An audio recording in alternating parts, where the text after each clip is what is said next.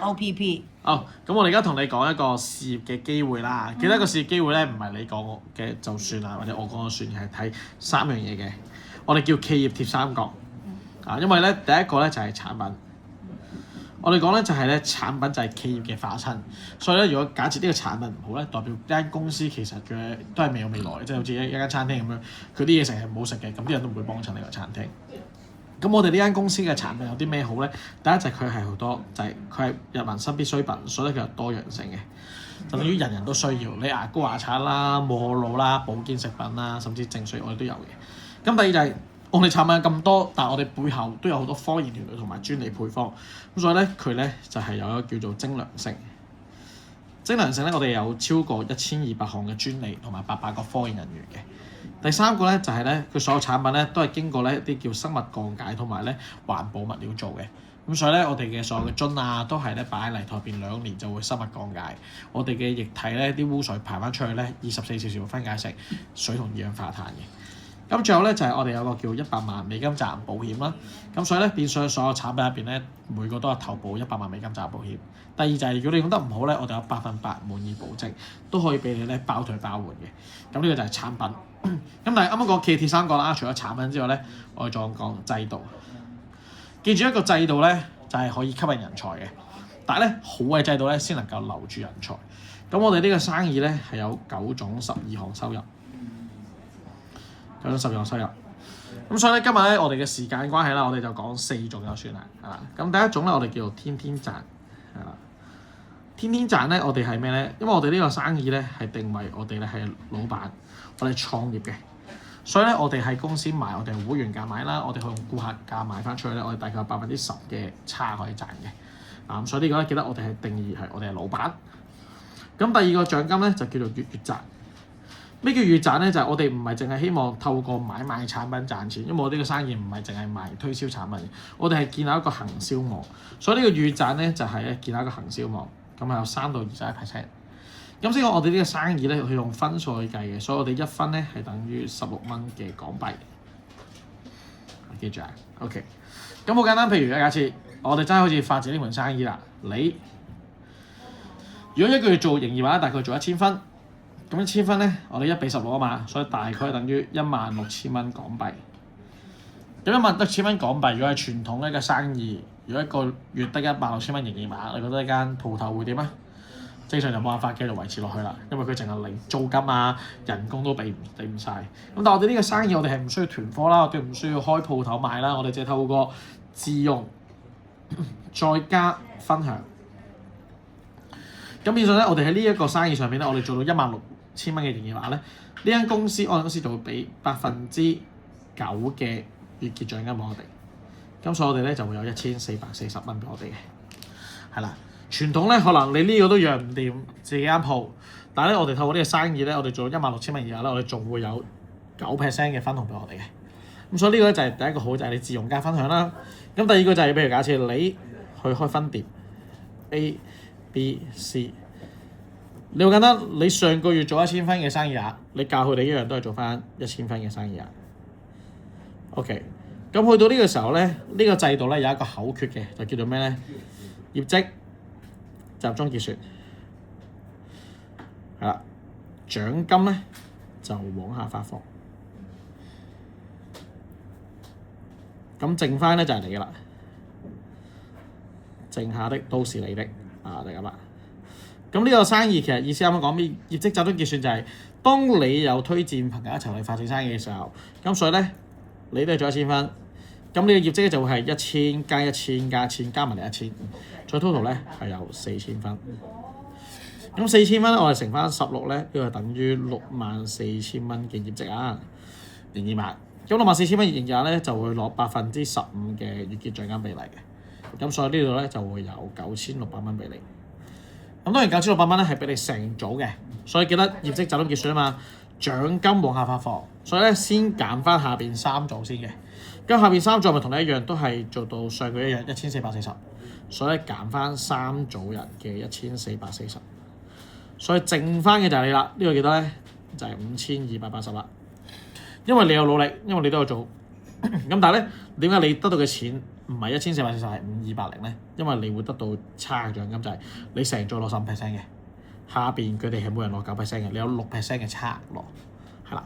咁但係如果譬如假設你有一個月我去探親，或者去滑雪，或者去生病都好啦，我嗰個月做唔到啊零嘅營業額，但係咧，如果假設你有推薦嘅朋友一樣，佢都係一樣做翻1000分，咁呢度有一個咩結果出現咧？咁我哋一齊睇一睇啦。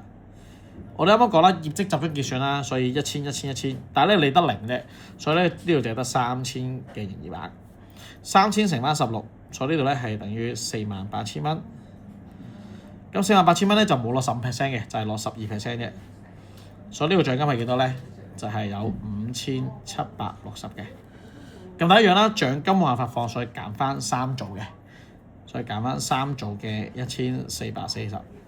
咁所以剩翻幾多咧？你依然都係有1440嘅。咁呢個好係咩咧？就係因為你已經建立咗呢個行銷網啦，所以哪怕你嗰個月冇消費或者冇經營嘅話，你都會依然有一個1440蚊嘅被動收入。所以呢個生意咧，佢唔係你先加入先，而係你多勞多得，因為你之前嘅努力，所以令到你就算冇做都有差獎金。呢個就係第二種嘅預賺啦，係啦。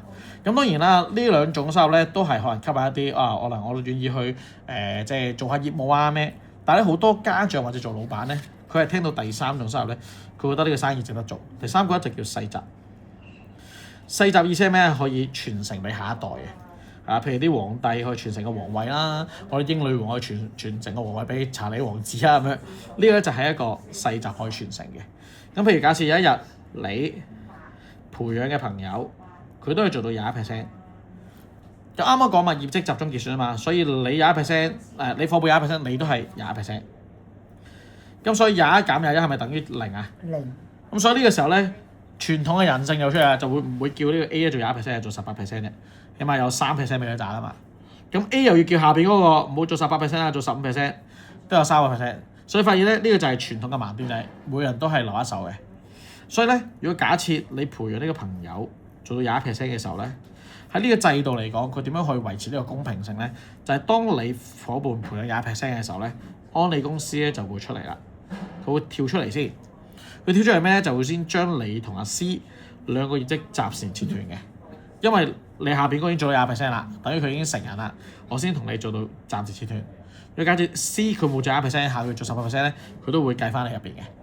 咁但係呢個時候咧，做21% 嘅時候，安利公司就俾21% 嘅獎金咧俾 C 嘅。咁你咧，你會得到咩嘢咧？你會額外咧，安利公司會俾6% 嘅生日獎金俾你嘅。因為佢係額外啊，佢唔係喺你個下線度扣出嚟嘅。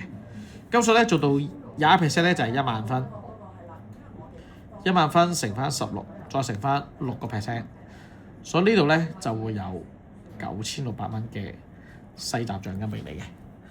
咁但係你要睇喎，你攞到9600咧，但係其實 C 咧佢做21%咧，佢每個月咧係攞2到3萬蚊每個月。所以呢個制度係咩？就係你培養嘅人，佢要揾2到3萬，你先會額外揾9600。咁對於你嚟講咧係有更加保障嘅。但係呢個生意更加公平係咩咧？就係如果假設佢唔係做1萬分，佢係做2萬分達標咧，咁咧你照領6% 嘅喎，咁你由9600會變咗做19200喎。所以你好希望佢係越做得越厲害，你得到嘅保障就越多。所以呢個就係個世襲獎金，係啊，呢個就係最迷人嘅地方啊！所以你希望你嘅夥伴可以越努力，你得到嘅差就越多。你世襲呢度會唔會講埋呢個？我都會講埋呢度嘅，係啦。咁呢個就係第3個世襲啦。咁最後咧第4個咧，我哋叫做年終。年終呢間公司一樣，佢每個月獎金之外咧，佢一年咧完結之後佢都會有分紅啊，或者商量噶嘛，傳統公司。咁呢個生意一樣就係你呢一年計到最後年終咧，佢就會有一個年終獎金嘅。咁譬如呢一個係你啦，咁你培養嘅人咧，我哋講幾多人？培養3組人，咁樣你會得到咧月收入幾多錢？就係大概咧5萬蚊一個月嘅。其實5萬蚊咧，其實等於而家我哋一個叫做即係都算係一個叫做咩啊穩定，同埋一個叫做收入都幾唔錯嘅工作啦，係咪先？咁佢除咗月收入之外咧，佢仲有一份年終嘅。啱啱講年終嘛，你只要本3組人達標，咁你除咗每個月5萬蚊嘅收入之外咧，你年終咧大概係攞20萬嘅。咁所以你加埋咧，你嘅年收入咧就係5萬乘12，即係60萬啦。60萬加20萬就係80萬啦，一年嘅。OK， 咁呢個係培養3組朋友嘅時候，你嘅收入幾多？咁如果培養6組人咧，6組人，咁你係咪3組5萬？咁6組係咪佢 double 啊？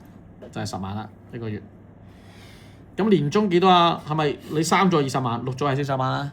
但係咧呢個生意好就係因為咧佢係9種12項收入，就係你做到嘅都計你嘅，所以6組又包含3組，所以咧你40萬咧就會再加你3組嘅20萬，所以咧你淨係年終咧呢度咧就係攞60萬嘅，所以你成年嘅年收咧就係180萬一年，因為10萬乘12個月再加你60萬。